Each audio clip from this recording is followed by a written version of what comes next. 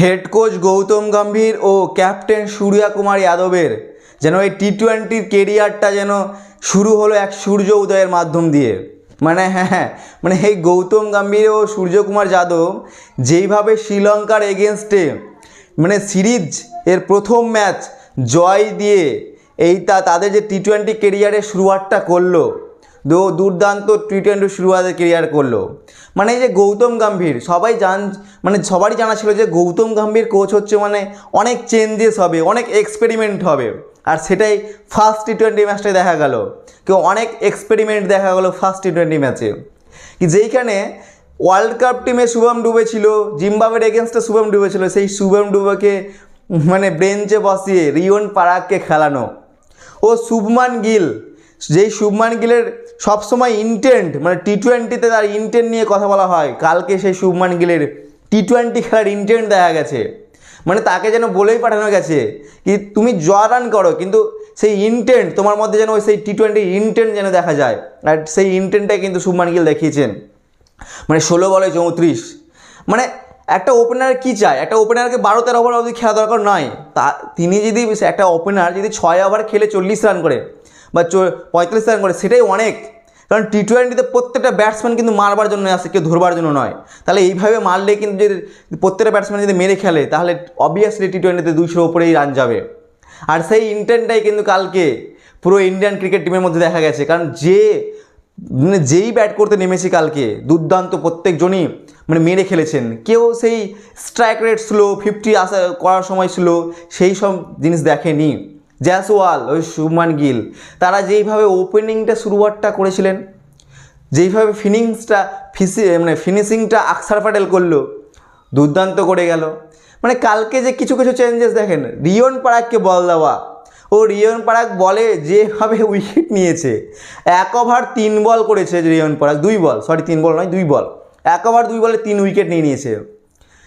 Experiment, যেখানে রিওন পারাগকে বল দেওয়া হবে কিনা সেটাই ঠিক ছিল না, সেখানে বল দিয়ে 1 ওভার 2 বল করে 3 উইকেট নিয়েছেন রিওন পারাগ। হর্ষদীপ সিং যেখানে 3 ওভার করে 2 উইকেট, ও সেখানে আকসার প্যাটেল 4 ওভার করে 2 উইকেট নিয়ে, সেখানে রিওন পারাগ অলরাউন্ডার, যাকে বল দেওয়ার কথা ছিল না, সে 1 ওভার 2 বল করে 3 উইকেট নিয়ে নিয়েছে।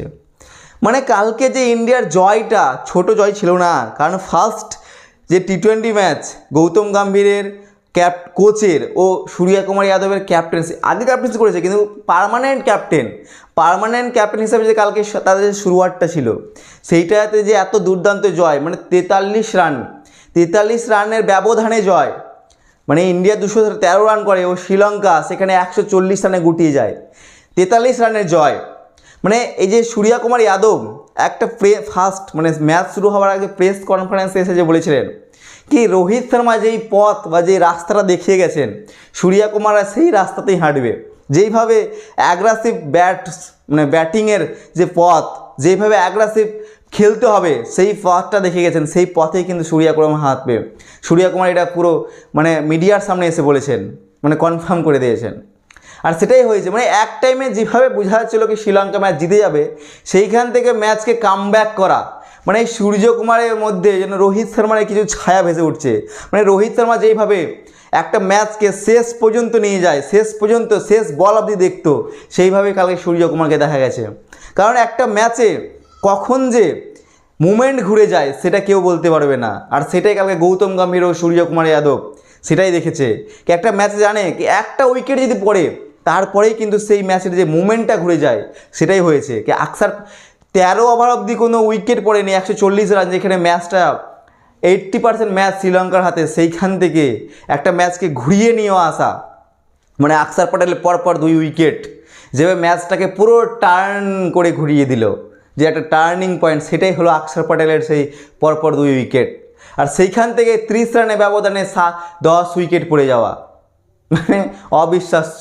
আর সেই 10 উইকেট পড়ে যাওয়ার পরেই কিন্তু শ্রীলঙ্কা ম্যাচটা হেরে যায় ও গৌতম গম্ভীর ও সূর্য কুমার যাদবের এক সূর্য উদয়ের যুগ শুরু হয়। আর যেই যুগের শুরুয়াতটা জয়ের মাধ্যম দিয়ে শুরু হয়।